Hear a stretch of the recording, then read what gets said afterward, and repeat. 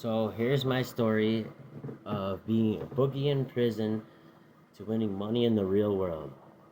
Right? So in 2017, I was incarcerated for 13 years for a non-violent drug crime. Yeah, 13 years, a long time. They made an example out of me because I was pretty reckless in my younger years. Anyways, I was in prison, going broke, and had no idea how to make money. So I came up with a great idea of becoming a bookie in prison. I needed money and started a gambling ring illegally in Taylorville, Illinois Department of Corrections. It was a very laid back joint. I was only allowed in there because I have no tattoos and I'm non gang affiliated, right? A lot of child molesters and fucking sick perverts go to this place, right? It's easy time, so most people that are there who aren't child molesters want to stay in this prison, right? They do not pick on the child molesters, they mind their business, stay in their lane, and do what they have to do to get the fuck home. That's it. Period. Anyways, I started with $50, and within 6 months, I had thousands of dollars in commissary. Commissary is money in prison. Stamps, honey buns, chicken packs, noodles, ramen noodles. What else? There's beans. Um, I mean, they pretty much gave you anything that was preserved and lasted for 5 years. Is what you ate on the commissary. They sell you zebra cakes, anything you wanted, right? Um, uh, what are those things called? Tortillas, everything. You know, we made our homemade burritos. I was eating like a fucking king because I was winning like crazy. You know, I did 10% juice, just like most of the casinos do. You win, you get 90%. You lose 100%, right? So, I there were 70 housing units. I would write a list of.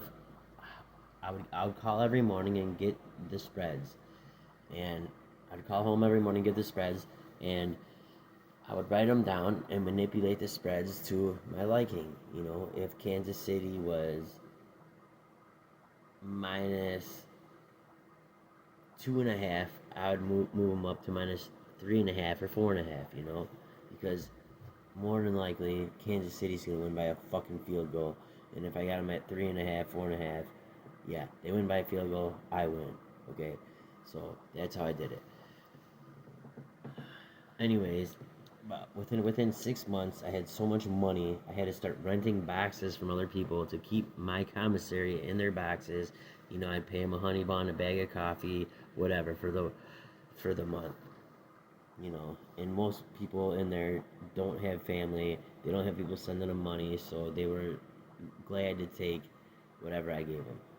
You know, and if somebody didn't pay me after after I lost, I just wouldn't fuck with them again. I didn't want to lose the business. It was very lucrative, and I I I had a good thing going in there. You know, I was making thousands of dollars in there. I had one guy in debt so bad his family would send me money every month on my books just because he would put I would he would gamble on ass. Gamble on ass means you're gambling without any money. He would gamble on ass, and then when the time came around, his family would send him money. They would put it directly onto my books, right? So yeah, life was good. Well, not so good. I was in prison, but for being in prison, it was good. So, anyways, yeah, yeah, I got really fucking built in prison. I worked out. I stayed healthy, stayed strong. You know, try to stay intimidating because it's a dog eat dog in world, and they will prey on you in there if you look weak. So you have to you have to stay fit, which I did, and I still do to this day. I go to the gym probably 4 or 5 times a day. But anyways, that's irrelevant.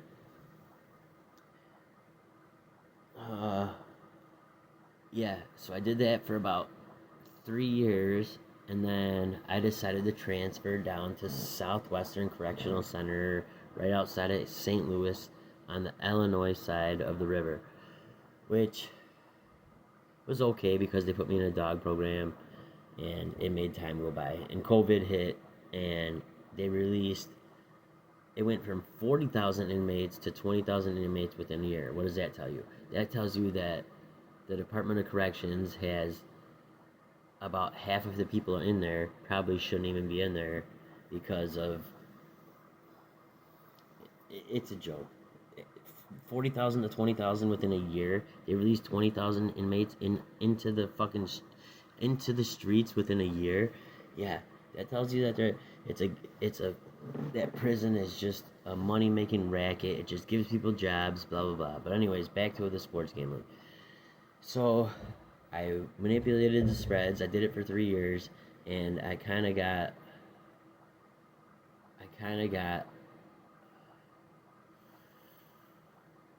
um, a way of how to move the spread and how the games would play out within the 3 years that I did this. I became good. When I got out, I started gambling myself because while I was incarcerated from 2017 till the end of 2001.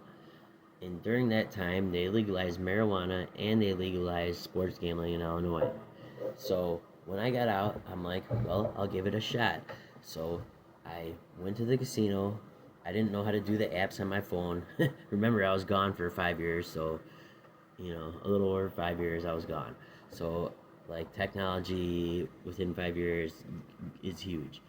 They had these sports apps. I didn't know how to use them, so I was driving down to the casino to make my bets every time. But I'd go down to the bets. I was winning so big that they had the manager come up some of the times. I was making $4,000 bets.